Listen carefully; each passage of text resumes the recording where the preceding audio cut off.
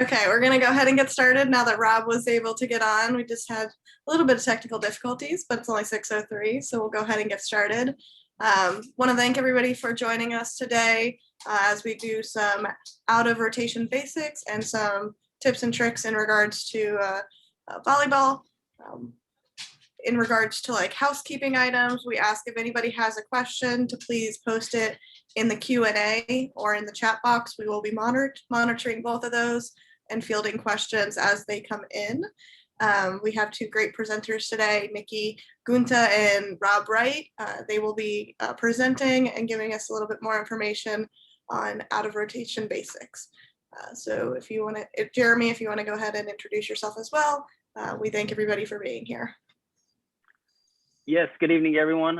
Thank you for taking the time out of your Monday evening. I know some of you may have joined Friday's session, so appreciate you coming back tonight.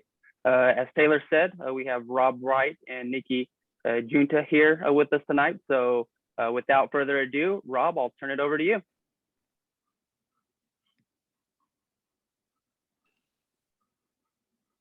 Come on. Unmute. I did. It said the host muted me. I don't blame them. One of the things that I'm going to do is I'm actually going to take myself off camera so that you can see my background. Okay, so what I want to talk about is I want to talk about the difference in rotations. We've got rotations, our 6-2 and 5-1 are the two rotations that are used. The plus and minuses, the Y's, and the most common and easiest way to spot rotation errors. So when someone says a 6-2 and a 5-1, just so you know, the first number is the number of hitters on the floor, and the second number is the number of setters. So obviously 6-2, that means you have 2 setters, and 6 hitters, 5-1, just the opposite. So we're gonna jump into the first rotation. As you can see, this is the rotation for 6-1. The orange is the back row, the blue is the front row. So they could have numbered them different because they actually numbered them different in the 5-1, but this is a 6-2 and orange is back row, and the first S is position 1, the blue M is position 2, the blue O 3, blue S 4, orange M 5, and then the orange O 6. So in a 6-2, the setter moves into a hitter when they move it in the front row. So that's one of the advantages of having a 6-2 is that when the setter's in the front row, as you see, you have a blue S for the second setter. You now have three hitters all the time, because obviously in 3 rotations, when the current orange S moves up into position 4, then the blue S will be going back to 1. And so you will always have a back row setter. 6-2 basically means a back row setter. And so you have 3 up front. Okay. So, and when you have a 6-2, obviously the keys are having 3 hitters up front. And if you have 2 decent setters, you always have the setters. And one of the things that a serving team will do is they'll try and highlight the setter and serve at them, which, you know, takes them out of program because the setter always wants to have the second hit. So we're going to look at these setups and how to spot what rotation errors are. So the negative though on the 6-2 is the hitters have to learn how to adapt to 2 different setters. In a 5-1, there's always 1 setter, and so everybody gets to learn, you know, their various personalities and their strengths and minuses. So the hitters have to adapt to the 2 hitting styles. It also, because generally what teams do is when a setter rotates to the front row, they will do a double rotation and put in a tall person in the front row. And then for the opposite, they will put in a defensive specialist. So you can end up running through your substitutions in a high scoring game. So in rotation 1, assumes that the active setter is in the first position or the orange S. The second setter backs up to cover the first setter, so the first setter can push up. The active setter is also protected from the serve, which takes them out of, which is to allow them to stay in system, which is the first hit is serve receive, the second hit is the setter setting, and the third hit is the kill or the kill attempt. From a referee point of view, where's the danger? Okay, so the danger is the setter really wants to be where the blue M is. So what they want to do is the second the ball's hit, they want to switch positions. Well, the key is waiting until the ball is struck, which is not always what happens. So a lot of times the sitter leaves early to get in the prime setting position. And while technically that comes under the R2 responsibility, most of you know that sometimes the R2 focuses on different things, and this still, is part of the R1's game. So we want to make sure that even though it is the R2's responsibility on the receive team, that we're aware of it. Rotation 2. Hey, Rob, real quick, Sir? before we get to rotation 2, just wanted clarification. Is the line the net or the 10-foot line? There was a question, so just kind of clarification before we get on to rotation 2. Okay, great question. So what you are seeing is the serve receive side of the court, and the line that goes down the middle is the 10-foot line, and the very top is the top of the screen is the net. So, and then obviously the right side's the right side of the court, and all that. So it should be 30 by 30 is what you're seeing. And then the slash line is the 10-foot line. Good question. Good question. You got me. I didn't set up well. My bad. Okay. Now we're going to rotation 2. Now this is a very interesting rotation because 95% of all rotation errors will come from this rotation. And why is that? Because you see the setter, generally what happens is, again, to protect the setter, to stay in system, the setter pushes up on the front row setter. So you have the back row setter is in position 6, the front row setter is in 3. So that means the back row is pushing over for serve receive, and you can bring back, your front row to help with serve receive. Invariably, what happens is if you look directly behind the orange S of the setter, you see a gap. And so teams, so if you're a serving team, what are you looking for? You're looking for that gap. If you're the receive team, you're looking to fill that gap and, allowing your blue M and your blue O to cover, the sidelines. Invariably, what happens is you have either, the orange O or the orange M overlap to one side. Say that the outside hitter is where the libero comes in, so you have a stronger defensive specialist on your right-hand side. So they may push to the left to try and present a stronger receive program. If you take a look at that and just think, the reality of it is that every referee, even beginning refs in their first year, should know who the setter is and who's their opposite. So in other words, if whoever's in position 1, their opposite's in 4. Who's ever in position 2, their opposite's in position 5. Whoever's in position 3, their opposite in 6, and vice versa if you go backwards with that. So you should always know where your setter is. And if you know that the setter is in the middle of the back row, then you see 3 people on one side of that setter, the odds are that you have a rotation fault. So you really want to watch, because this is the biggest opportunity for it to happen.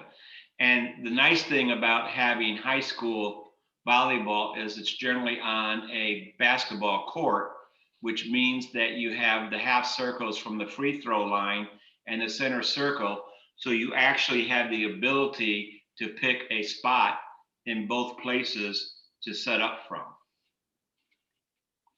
Again, the back row setter is pushed up, and then as soon as the ball's served, they want to move to the right. So sometimes they will even move to the right-hand side of the blue S.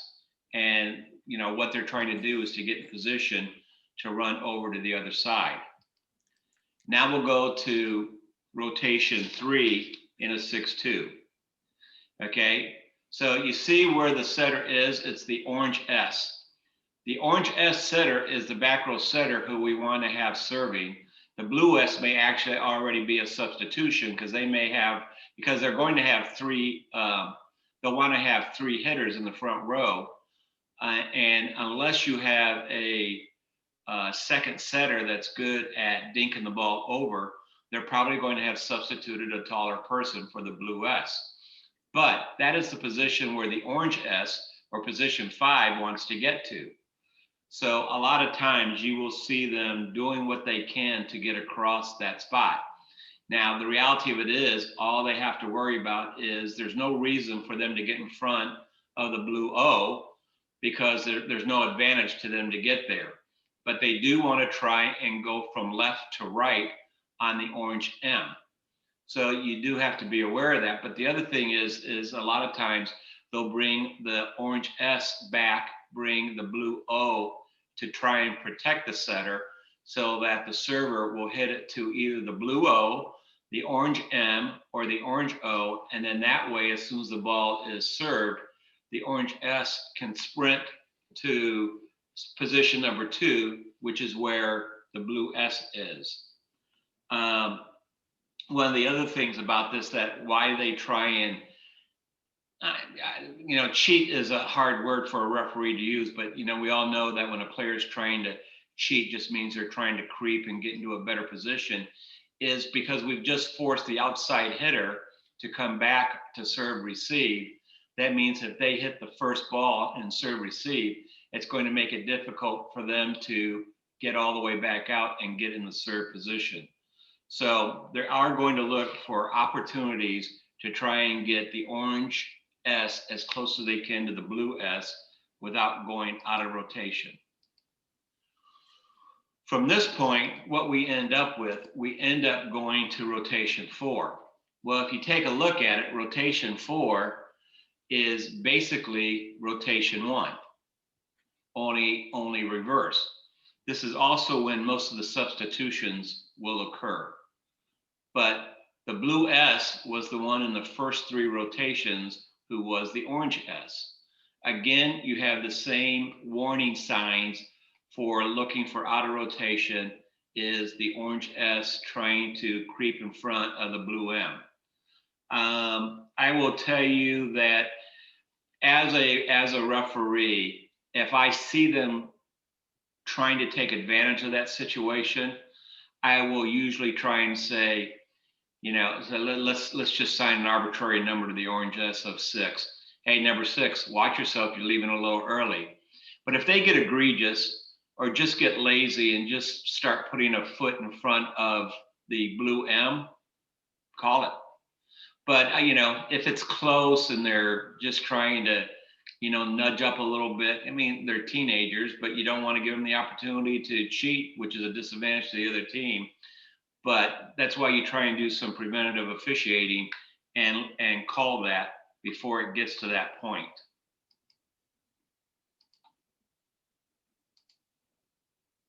The 5th rotation is the same as rotation 2, only reverse. See, this time the blue S was the one in rotation 2 that was the orange S. So this is the exact same as rotation 2, only the players are different. The orange S is now in rotation 5 is now the player that was the blue setter or center front in rotation number 2. It is literally the same exact setup, just the players have moved. And as I said before, 95% of the rotation errors are in this rotation. So you always want to be aware when the sitters are there that this is going to be the lineup that's going to cause the most opportunity and the most challenge for the referee to be sure to see what's going on. Rotation 6 is the same as rotation 3. Again, like rotation 3, the orange S, just like I said before, wants to shoot up to the blue S. So it's a good time. One of the things that they do is to allow this to happen. If you have retained and haven't substituted out the the front row setter, this is a good time for the serve receive to try and stay in system to use that front row setter. So what does this mean about the use of a 6-2? That means that we have teams with 2 good setters. It's great for referees to find the rotation because in rotations 2 and 5, 95% of all the rotations will be caught then. There is absolutely no reason for even a first-year referee to not have and not know who his setter is or her setter is and who their opposite is. So the other rotation is the 5-1. Why do teams use 5-1? Well, maybe they only got 1 good setter. Missed the last part of rotation 4. So somebody asked about rotation 4. Rotation 4 is the same as rotation 1, and that's when the setter is pushed up behind number 2, which is the right front. And when that happens, now sometimes, depending on the strength of the team, if the better serve receive is the position 2, they'll bring serve receive back in the back row, and then the setter has to be behind them, and they're usually on the outside right, and that's when they usually start to cheat, because the last thing you want is for the setter to get the serve, because then it puts you out of system. Out of system means that, again, that you don't have one of your stronger serve receive the serve. Your setter gets the second hit, which allows them to set, and then a hitter takes the third hit. That's what in system means. So in situations in the 6-2, 4 was the same as 1, which is the back row setter having just served the previous offensive opportunity for that team. So the 5-1, usually the main reason that a team. Rob, before you keep on going, there's another question. You said who should be bringing that up with the R1 or the R2 to prevent the issue? If you have a good R1 who can keep track of the rotations, an R1 can do it, but preferably the R2 to handle the situations to prevent, any out of rotations or leaving too soon.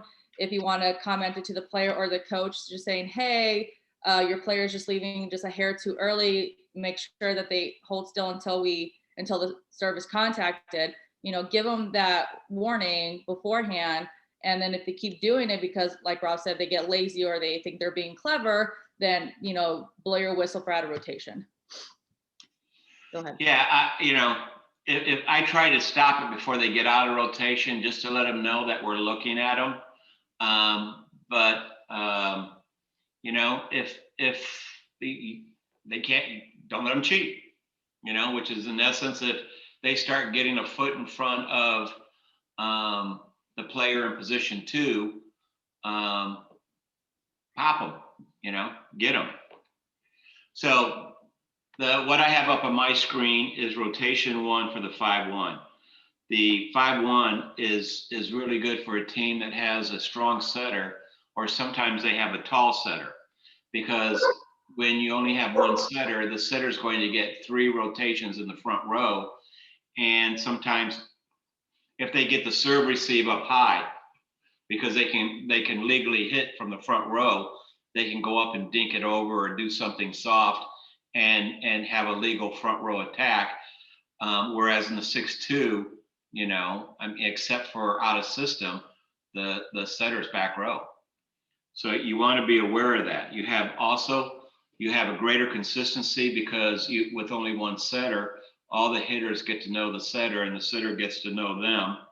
You tend to use less subs, And then with the advent of the libero, when the middle rotates to the back and you have a taller player in the back row, you can substitute that smaller, more aggressive player that can get the ground and get the digs and get them up. Of course, the negative is when the serve team targets the setter and you just go after the setter, which is obviously going to happen in a couple of the rotations, then the setter team gets out of system. And that's something that they don't really want to have happen. Rotation 1, it will look to a degree just like rotation 1 in a 6-2. Both of these examples show the player number 1, which is technically in the number 2 position, up by the net. But you will frequently get that position maybe equal to number 5 in the back row. I mean, virtually in the back row on the back side of the 10-foot line. You just got to remember that the setter who just served from position 1 does have to be at least, a toe behind the front toe of the player that in this rotation is designated as number 1. And then again, it goes back to the same thing about trying to make sure that they do not leave early. And sometimes they just get spacey and frankly line up. And then if they line up wrong, there should be no, leaving early, you're trying to time it and that's one thing, but lining up wrong, that's a rotation error. Rotation 2 is very similar to rotation 2 on the 6-2. The setter's pushed up, only on this time, it's not the other setter. So, this is when, the serving team's going to try and do short serves, again, trying to make it difficult for the setter to be in system and trying to draw them out. But at the same time, if you notice that in all rotation 2 and rotation 5, there are 2 players on either side of the back row setter or even the front row person in that same position. This is the greatest opportunity for a receive team to be off. Rotation 3, okay, the setter has to go the farthest. And it's the same. The setter can cross the orange M, but I got to rotation 1. I was going to say that doesn't look like what I thought I was talking about.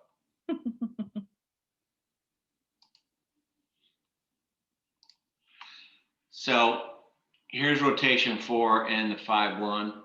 Okay, so the setter wants to get all the way across, and frequently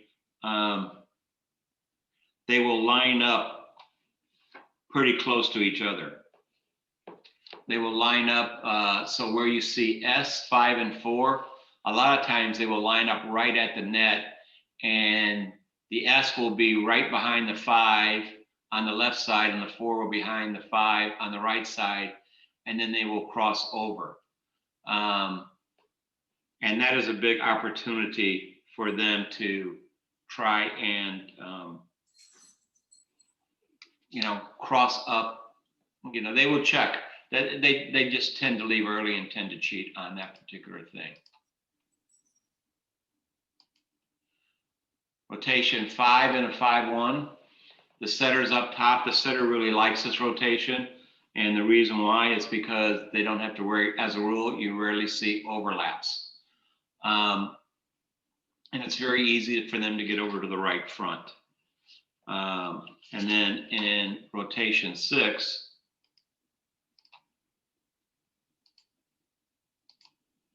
they're already where they want to be. So you can see that they're already in the right front position. You rarely will find rotation errors here. So, and I did focus on serve receive. The R1 focuses on the offensive side. You usually, it's pretty easy to figure out where the rotation, because you're looking on that side because of the server. So a lot of the same rotations, it's still based on where the setter is, whether or not it's, rotation one, the setter is in the serve position, and then the rotation two, the setter's in position 6. You have all the same things, but as a rule, because they're serving, they usually can push up in a position that allows them to get over there pretty quick. You just have to watch. I mean, you do have kids that just go brain dead, but as a rule, from the serve side, you just have to watch for them cheating. So basically, in concluding, the basic rotations is with a strong setter, the 5-1 works great, and you really only have 2 major rotations that have an issue. And the big one with the 5-1 is the rotation number 2. The benefit for the team with the 5-1, the setter gets to dink, and you get to have a DS, a defensive specialist, in for the taller players in the front row. I saw some questions, Jeremy. Yeah, there was just a question. Someone had missed rotation 3 in the 5-1. Could you just pop that up really quick?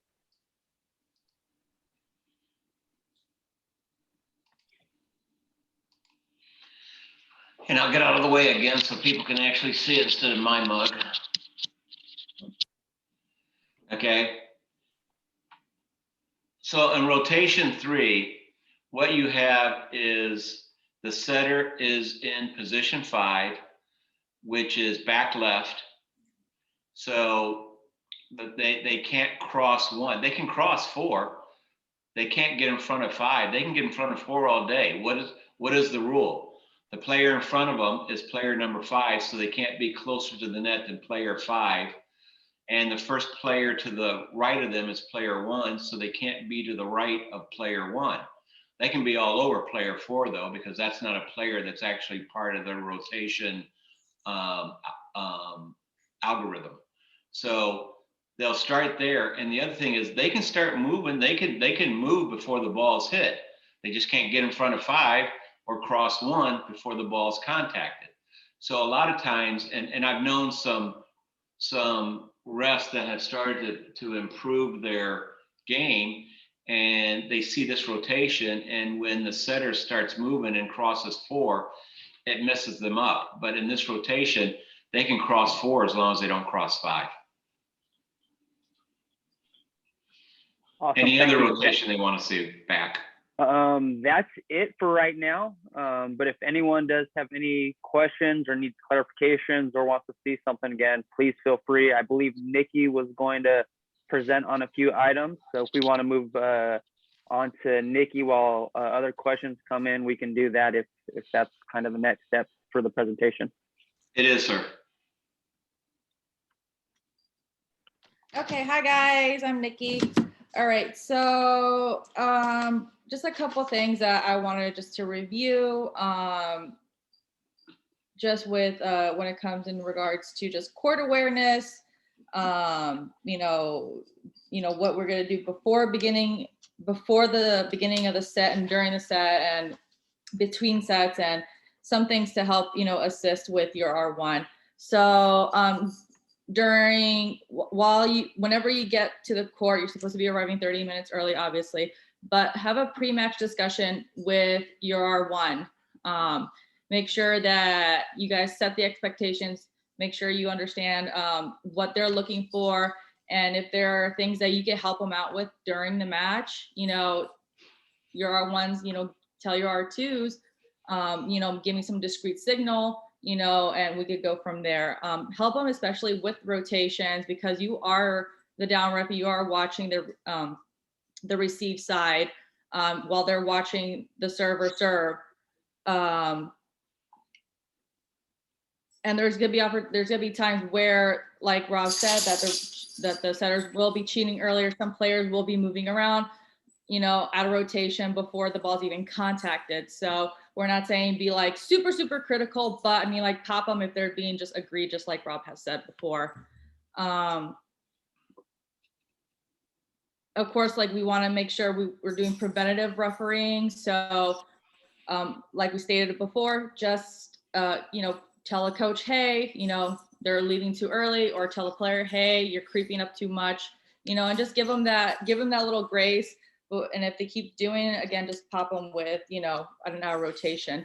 So during the sets, you know, it's always good as an R2 to make sure that, you know, you're scanning both sides of the benches. So making sure that, you know, if there's any upcoming, you know, subs or timeouts, you know, just be aware what's going on. Don't zone out. After every dead ball, take a second to look left and right, and then center to your R1. If there are upcoming subs, okay, you know, we all know we had to go tweet, so double whistle, and then, you know, make the substitution call. And before you give the court back, again, do a quick scan, you know, to both your left and right, and, you know, then give the court back to your R1. And same thing with timeouts. One thing that we really need to emphasize is good communication with our coaches. So we're there to just, you know, mediate the match. We're not there to, you know, give the kids a heck of a time. We're there to make sure everyone has a good time, make sure everyone, the game is being played fairly, and that we're making the right calls.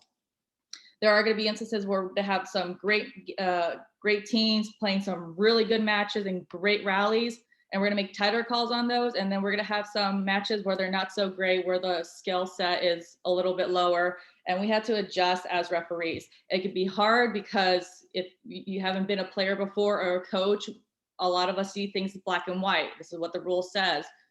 But you know, if you've played before or if you coached before, you know, there could be some leniency towards, you know, some things. There's going to be instances where, you know, maybe your R1 makes a whoopsie. You know, I've been guilty of it. I know Rob's been guilty of it. But hey, but we're people and we're human. So if you're a good R2, a good R2 is always going to protect their R1. So how do we handle the situation? Well, if you have a coach who is approaching the sideline, wanting to hoop and holler across the court, you know, try to get the coach's attention. Okay, if they're not paying attention, give them a quick whistle, like, coach, please back it up a little bit, and go over there and talk to them. You know, hear them out. They only want to be heard. They want an answer. You know, why was this call made? Or, you know, I don't think that was the right call. Hear them out. Explain to them. You know, the call was XYZ. You know, it was called for this reason. Okay, and they might not like it at first, but you know, they would rather have a good explanation rather than a poor one. Do not give the wrong answer to the coach, or don't make up an answer. Okay, give your best answer that you can give them, because if you give them the wrong answer, a lot of times they're going to explode even more, and then they're going to look at us like we don't know what we're doing, or we don't know the rules. There will be coaches who will test that. There's a lot of club coaches who want to test that because they think club is the same thing as high school, and we know that there are some varying rules. But following that, if for whatever reason there was a whoopsie by the R1, like a misapplied rule, for example, you know, if you need to go over there and tell your R1, hey, that wasn't the right call, it should be this, then we'll correct it. But if it's a judgment call for whatever reason, you know, it is what it is. It's a judgment call. And we're always going to get those coaches who want to call everything a double, or, hey, ref, you didn't see that double. And you know what? Our perception as the R1 up there on the stand is going to be different from our perception as the R2 and the coaches, and of course the players. We're not always going to see the same things all at the same time. We might see them a little differently. But the most important thing is to make sure that as the R2, other than taking care of our table, making sure that our benches are not getting too rowdy, making sure our coaches are happy, you know, and communicating with them effectively rather than shutting them down or ignoring them, which only escalates the issue. It helps build a better relationship between us as referees and them as coaches, and then they have more. They don't have such trust issues at the end of the day. After the match, we should exit the building. There is no discussions between, fans, coaches, players. We need to just get our stuff and leave. And I always encourage to have a post-match discussion with, your R1 or your R2. It's always good to see like what we did right, where there are some mistakes and where we can improve, and what to expect for the next match. Of course, we're going to be working with different refs throughout the season. Every ref is going to be a little bit different from what they want from their R2, and it's always good to have that communication. Even if you've been working with those people for several years, it's always good just to reiterate, hey, this is what I'm looking for. That way your R2 is aware and they could be looking for it. What else? So as an R2, I want to back it up just a little bit. As an R2, of course, you're responsible for your table. Of course, there's going to be your official score, your libero tracker, and the timer, and the person who's keeping the score on the scoreboard. You really don't need that many people at that table. Sometimes the opposing team will have their own scorekeeper. In the past, we've been okay with that because they want to make sure that we're all on the same page. You as the R2 have the most responsibility down there. Your R1 will always be is conducting the game while you're dealing with, calls, substitutions, timeouts, bench protocol, making sure everyone's calm and nobody's getting too angry at you. But as the R2, making sure to effectively communicate with your scorers. Before the match even begins, talk to them. Hey, do you know what you're doing? Do you have any questions? Same thing with your libero tracker. I personally like to, get their names, tell them what my name is. And I always like to tell them, look, if there's any rotation errors or if there's serving errors, or for whatever reason you lost your spot, like during a dead ball, call me over. Hey, Nikki, hey, ref, like I have a quick question. I am more than happy to go out over there and, help, straighten out whatever the issue is. Also effectively communicating to your scorer that if there's a wrong server coming up, or they see there's a wrong server, tell me before the ball's served, okay? Because then by that time, we'll be serving the ball, and then I could call out a rotation. And then we can set them back up to wherever they need to be. Also making sure that we have good court awareness. So ensuring that, there's, the right people who are allowed on the court. So the 6 starting players, make sure they're there. Making sure there's no like bags or equipment that's, interfering in the playable area.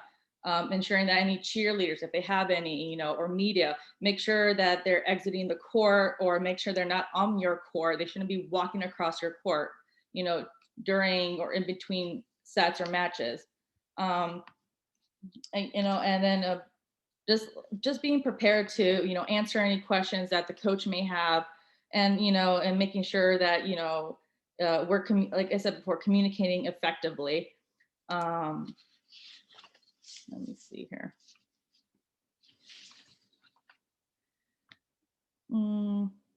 So between sets, we're making sure that, coaches have their lineup sheet.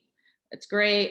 If for whatever reason, you don't hand them off, what's okay. They usually pick them up. During in between sets, check with your table, make sure you're telling them, hey, is everything okay? How's everything going? Answer any questions that they may have. We're gonna also be doing a lot of communications, sometimes, periodically, even like during the set or even during a timeout. It's always good to double check, making sure that everyone's okay with the correct sub, the correct servers, or etc. I apologize. I'm at home and I have dogs in the background.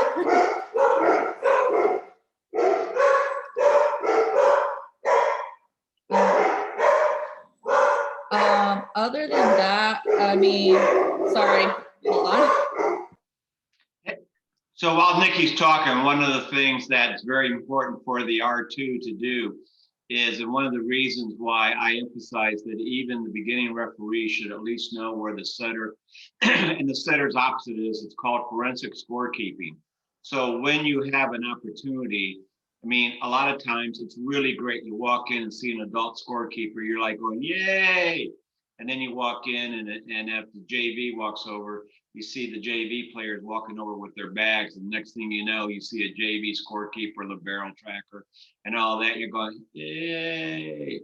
So as a forensic scorekeeping, that means how do you prevent, because if there's a scorekeeping issue, guess whose fault it is? It's going to be the R2s. So what you want to do is take advantage of, like, especially a timeout or verify a score. Especially if there's something that looks odd on the court. Hey, I've got 8-6. What do you got? Okay, and then turn around, especially at half times, just give a quick, make sure you're engaging them and say, hey, what do you got? And then every now and then, if I think I got them engaged and they're smiling a little bit, I'll purposely give them a wrong score just so they feel good about correcting me. But you want to make sure that you have the right score. And so at different intervals, making sure that that score is right, should you have that occasion, which I pray that none of you do, but you all will, where the score is wrong and you've got parents going, what? We got 8, we got 8, we got 8. Okay, and then you can go back and you know what the score is and you can communicate to the coach going, coach, they got it, we're good, thanks, we're moving on. Nikki, did you check your dogs up? Yes, sorry about that. That wasn't Chris, was it? No, it was okay, not. Just checking. I mean, from well, like Rob said before, like doing forensic scorekeeping, we pray that we don't have to deal with it, but it's going to happen to us either once or twice or throughout our season, just to verify, where the mistake was made, and then trying to figure out how we can correct it from there. So, Jeremy, did you want to say something, or did you? No, I was just popping on just so I'm ready for when you guys were done. Okay. I mean, like, I'm pretty much done. I think the only thing I wanted to emphasize was the last couple things. There were like a couple rule changes. I'm not sure if anybody or everybody has read up on it, but like, when it comes to late lineup submissions and the penalties for those, before the match even starts, they need to have their lineups with the correct lineups 2 minutes prior to the set starting. If they fail to do so, communicate that to the coach. Hey, you're going to get an administrative yellow. And even before the match starts, communicate that to your R1 so they get the administrative yellow. If it happens consecutively, like the second set or the third set, where they need to have their lineup sheet a minute before it's time to play, and they're just for whatever reason not wanting to comply, you had to pop them with the red, an administrative red, and that of course it ends up being a penalty. So and communicate that with your R1, that way everyone is on the same page, and make sure as the R2 that both the administrative yellow and the red are put in the comment sections in the official scorebook.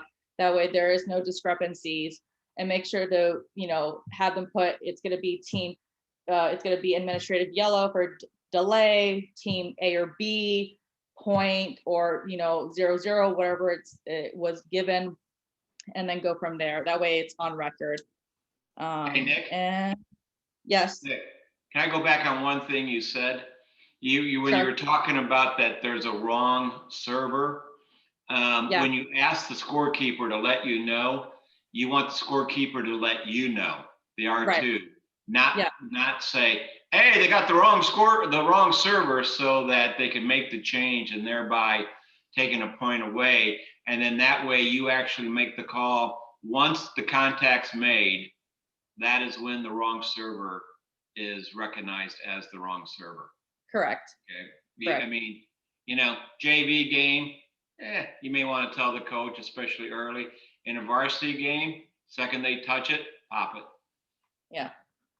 But Jeremy, that's all I have. So I don't know if there's any questions. There were not any yet.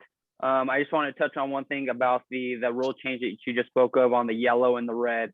I know we did a presentation earlier a couple weeks ago, and there was further questions. There was questions from the summer meeting that we had with the NFHS regarding it.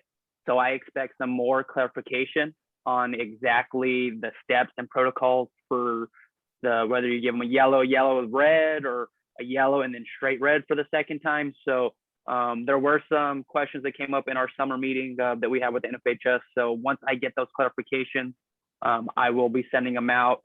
If you haven't seen that PowerPoint that Nikki was referring to, it is on the FHSA Central Hub, and it's there for you to download. Presidents, booking commissioners, if there are any of you on, feel free to download those, present that at one of your meetings. If you're just an individual and want to view it because your association hasn't done that yet, feel free to download it and print it out, copy it, whatever you want to do with those. But again, appreciate you, Nikki and Rob, for taking the time out tonight and being here with us tonight. It's been a consistent theme for both football and volleyball, the importance of communication this year. So not only with the schools and the coaches and the teams, but communicate with our office. Let us know of the issues. If there's uniform issues or fan issues, just any issues. You guys have done a great job over the last year communicating with the schools, and schools are very appreciative of being able to play last year. So just communicate with us so we can help make your jobs easier. With all the emphasis on communication, official, and with schools, I want to emphasize from our office, myself and Taylor, communicate with us. Let us know. Fill out that AT6 miscellaneous, and we'll reach out to the schools, and we'll do our part to help correct it. Because without knowing of those issues, whether it's from parking, we don't have anywhere to park, anywhere to dress, teams show up in whatever uniforms, we can't help fix it. So make us aware of that, and again, we'll do our part. So if there are no other questions, we will end tonight's session. Again, thank everyone for joining us tonight. I will have this posted on the FHSA Central Hub like the other ones that we've done. Feel free to go back and watch them, share them with your associations, and we look forward to having another one. I don't have any planned yet, but hopefully we can have some more step up and have a couple more before the season starts. So be on the lookout for that. I'll send them out via email. So we appreciate all of you, and stay safe, and look forward to another safe season. All right. Thank Good you luck all. season, guys.